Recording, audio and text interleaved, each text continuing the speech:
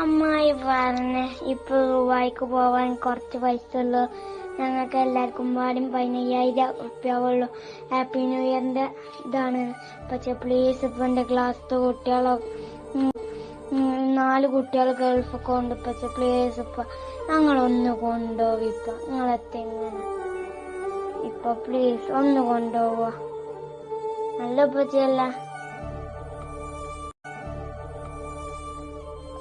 കൊറേ ദിവസത്തിനൊന്നും വേണ്ട, 1 മാസത്തിന് മതി.